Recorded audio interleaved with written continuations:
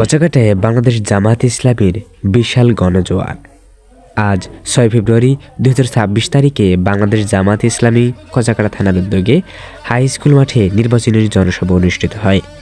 এই অনুষ্ঠানে দুপুর 2টা থেকে সন্ধ্যা 6টা পর্যন্ত মানুষের গণজোয়ার লক্ষ্য করা যায়। প্রতিটি ইউনিয়ন বা ওয়ার্ড থেকে স্বাগত মিছিল আনে সাধারণ জনগণ।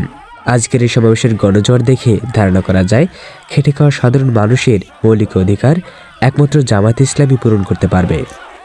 আজকের এই সমাবেশের প্রধান অতিথি হিসেবে উপস্থিত ছিলেন জামায়াতে ইসলামী কুড়িগ্রাম জেলা শাখার আমির আজিজুর রহমান স্বপন।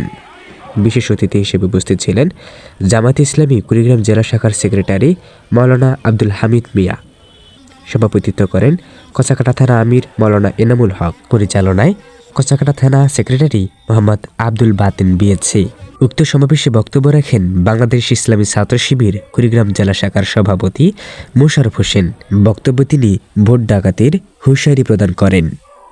এছাড়াও বিশ্ববিদ্যালয়ের বিজয়ের কথা স্মরণ করিয়ে দিয়ে জনগণকে সচেতন হবার আহ্বান জানান।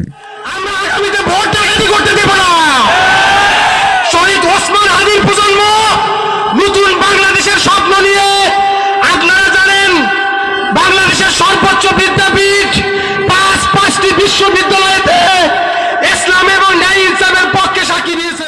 প্রধান আলোচক হিসেবে বক্তব্য প্রদান করেন জামাত মনোনীত কুড়িগ্রাম 1 আসনের এমপি পদপ্রার্থী অধ্যাপক আনোয়ারুল ইসলাম।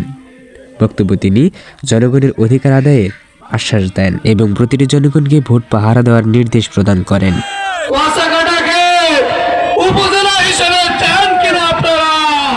এছাড়াও জামায়াত ইসলামী কুড়িগ্রাম জেলা শাখার আমির জনগণের সামনে কঠিন হুঙ্কারে বক্তব্য দিয়ে সাধারণ মানুষের মনে নতুন বাংলাদেশ গড়ার স্বপ্ন জাগরিত করেন।